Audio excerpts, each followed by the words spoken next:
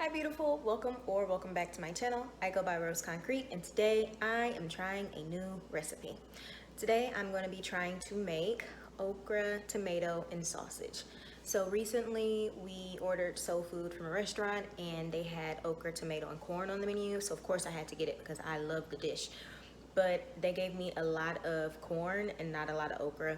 So today I'm going to be trying to make my own minus the corn.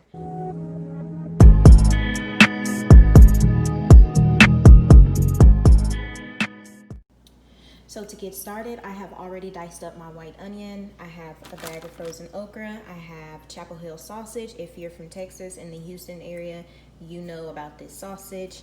I have diced tomato. I have onion powder, garlic powder, and salt, and then a little bit of olive oil.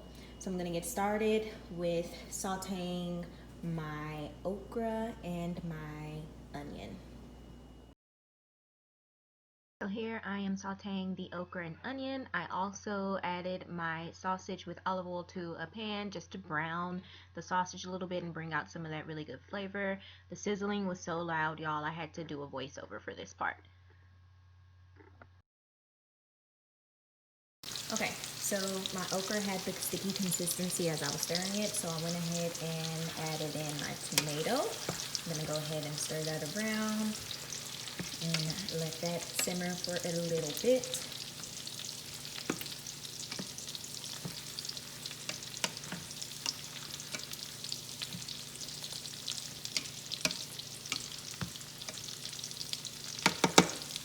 While that's simmering, I'm gonna go ahead and drain my sausage like that. Yeah.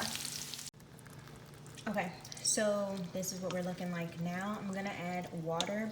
One recipe that I read, the writer or the author of the recipe used 2 cups of water and let it simmer for 30 minutes and then added her sausage, but I am going to do increments of a ½ cup only because I want it to be thicker. I don't want it to be too runny.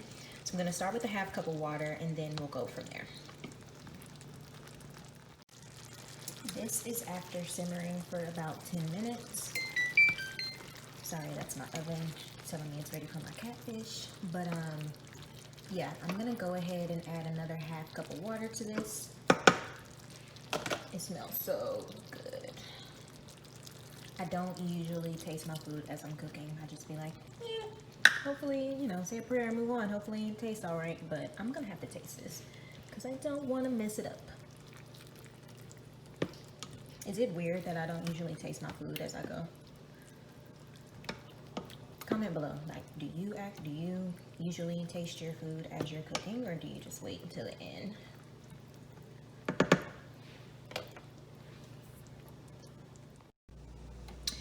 All right, this is what it's looking like. I did go back and add salt and a little more water to this.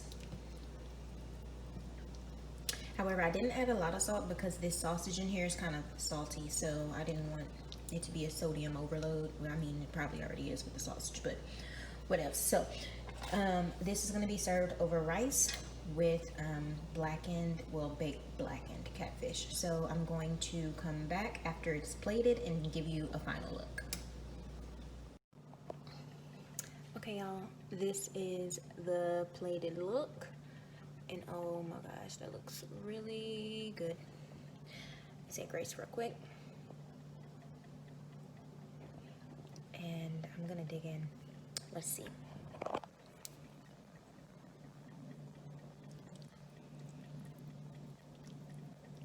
Try to get some okra.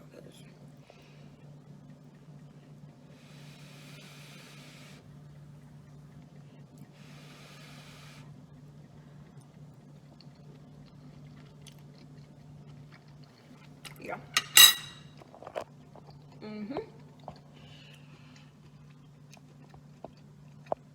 I did that.